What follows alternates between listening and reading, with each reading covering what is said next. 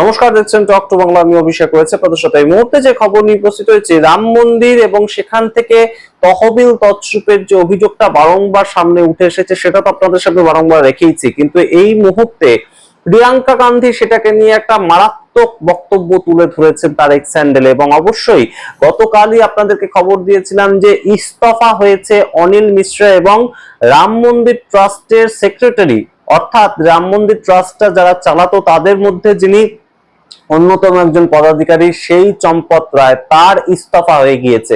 তিনি ইস্তফা দিয়েছেন এবং সম্পূর্ণ বিষয়টা কোথাও গিয়ে একদম সরাসরি তারা মেনেও নিয়েছেন, তেমনই প্রেক্ষাপট তৈরি হয়েছে। ঠিক তেমন ভাবেই গতকালই খবর উঠে এসেছে যে 8 জন কর্মচারী রাম মন্দিরে যারা কাজ করতেন তাদেরকে পুলিশ গ্রেপ্তার করেছে। এসআইটি তদন্ত করেছিল এবং তার ভিত্তিতে তদন্ত হয় এবং সেখানে 8 জনকে পুলিশ গ্রেপ্তার করে, কিন্তু সবাই সেখানকার নিতান্তই কর্মচারী। তো শুধুমাত্র কর্মচারীরা এই চুরিটার মধ্যে যুক্ত। এত কোটি কোটি টাকা চুরি হলো। একদম আজ তাকের খবর অনুযায়ী 42 দিনে 70 বার সিসিটিভি ক্যামেরায় ধরা পড়েছে যে তহবিল থেকে, একদম দানপাত্র থেকে চুরি হচ্ছে। তো সেটা শুধুমাত্র কর্মচারীরাই চুরি করেছেন, এই প্রশ্ন তুলেছেন প্রিয়াঙ্কা গান্ধী। এবং অবশ্যই যে গুরুত্বপূর্ণ বিষয়টা উঠে আসছে যে রাম মন্দিরকে একদম ভিত্তি করে ভারতীয় জনতা পার্টি একদম 90-এর দশক থেকে রাজনীতিটা করছে, সেই রাম মন্দির একদম অটল বিহারী বাজপেয়ী এবং একদম সরাসরি লালকৃষ্ণ আদবানি তাদের ভবিষ্যৎ, রাজনৈতিক ভবিষ্যতের একটা অন্যতম সিঁড়ি হিসেবে কাজ করেছে। সেই জায়গা থেকে দাঁড়িয়ে বিজেপি বছরের পর বছর, দশকের পর দশক তারা একদম রাজনীতি করেছে। এবং 2024 সালের অষ্টাদশ লোকসভা নির্বাচনের আগে আমরা দেখলাম যে তখনও পর্যন্ত পুরোপুরি তৈরি হয়নি রাম মন্দির, কিন্তু কোনো মতে সেটাকে শেষ করে জানুয়ারি মাসে রাম মন্দির প্রতিষ্ঠা করে দেওয়া হলো এবং রাম মন্দিরে শুরু করে দেওয়া হলো। এবং সেখানে 2024 সালে কিন্তু এপ্রিল মাসে ভোট ছিল। তো সেইখানেই আমরা দেখতে পেয়েছি যে এই রাম মন্দির থেকে চুরি হলো এবং চুরিটা বহুদিন পর্যন্ত ধামাচাপা দেওয়ার চেষ্টা চলছিল। কিন্তু সনাতনীদের কাছে অবশ্যই তো রাম মন্দির একটা আবেগের জায়গা, এবং সেইখানে তারা যেভাবে টাকাটা গিয়ে দিয়েছে, একদম এতদিন ধরে যে কোনো পর্যায়ের মানুষ, মিডিল ক্লাস মানুষ, গরিব মানুষ, তারা প্রত্যেকে গিয়ে সবাই নিজের মতন করে রামলালার উদ্দেশ্যে নিজেদের কেউ আংটি খুলে দিয়েছেন, কেউ গলার হার খুলে দিয়েছে, এরকম আমরা দেখেছি।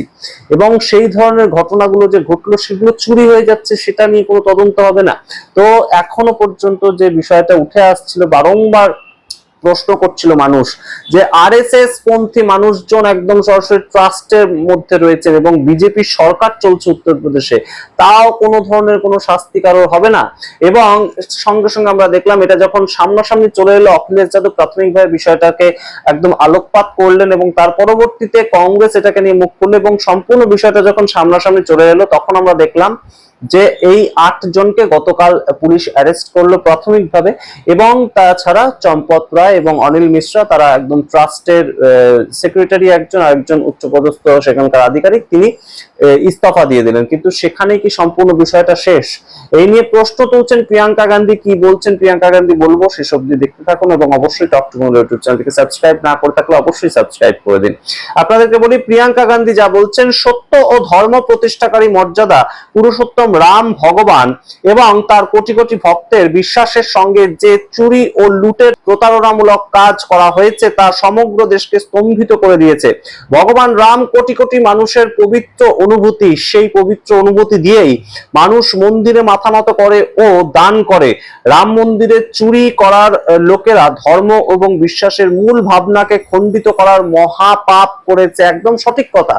কারণ আমরা দেখতে পেয়েছি যে কেউ যদি বিজেপি সাপোর্টার নাও হন, কেউ যদি কংগ্রেসের সাপোর্টার হন, কেউ যদি সিপিআইএম এর সাপোর্টার হন, সেই সমস্ত সাধারণ মানুষেরাও কিন্তু ধর্মের ভিত্তিতে অবশ্যই গিয়ে রাম মন্দিরে একবার না একবার মাথা ঠেকান।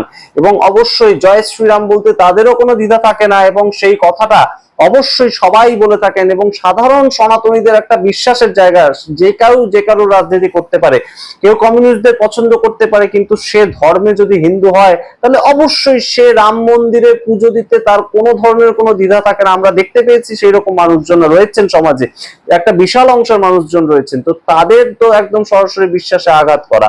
তো তার সঙ্গে তিনি বলছেন আরো গুরুত্বপূর্ণ যে অভিযোগটা, এই প্রশ্ন গুরুত্বপূর্ণ, ছোট কর্মচারীরা কি একা সিসিটিভি বন্ধ করে হাজার হাজার কোটি টাকার কারচুপি করতে পারে? গুরুত্বপূর্ণ প্রশ্ন, যে গতকাল যে 8 জনকে গ্রেপ্তার করেছে পুলিশ, তারা একদম নিচু তলার কর্মী, তারা মন্দির দেখাশোনা কাজ করে। তো তারা কি এই এত বড় স্ক্যাম, এত বড় দুর্নীতির সঙ্গে যুক্ত থাকতে পারে শুধুমাত্র, এবং বড় মানুষ কেউ জানতে পারলেন না? তিনি বলছেন নাকি এর পেছনে আরো বড় কিছু লোকের যোগ সাজস রয়েছে এই মামলায়? তদন্তের নামে ঢাকাঢাকি না করে স্বচ্ছভাবে তদন্ত করা হোক, এবং যারা এই চুরির কাজে জড়িত তাদের কঠোর শাস্তি হোক। একদম সঠিক কথা প্রিয়াঙ্কা গান্ধী বলেছেন। এই কথা অবশ্যই গুরুত্বপূর্ণ, তার কারণ এই সামগ্রিক যে চুরিটা হয়েছে এটা শুধুমাত্র একটা যে কোনো জায়গার স্ক্যাম নয়, এটা যে কোনো জায়গায় দুর্নীতি নয়। এই যে মোহন যাদব বহু পরিমাণে জমি কিনেছেন, এই বিষয়টা সেই রকম নয়। এইখানে কিন্তু সাধারণ মানুষের বিশ্বাস লুকিয়ে রয়েছে। সাধারণ দেবীর উদ্দেশ্যে গিয়ে নিজেদের সমস্তটা সমর্পণ করেন, মিডল ক্লাস থেকে শুরু করে গরিব নিম্নবিত্ত মানুষ, তারা একবার না একবার অযোধ্যায় গেলে রাম মন্দিরটা ঘুরে আসার চেষ্টা করেন।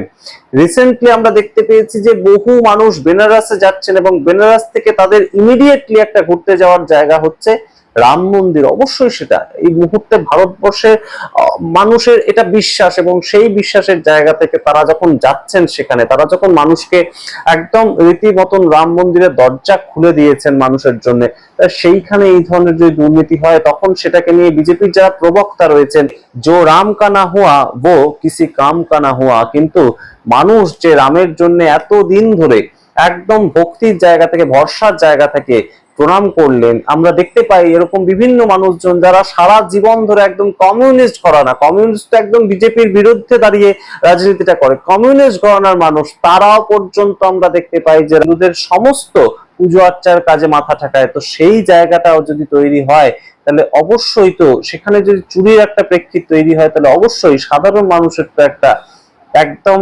সনাতনীদের যে ধর্মীয় ভাবাবেগ সেখানে তো আঘাত লাগেই।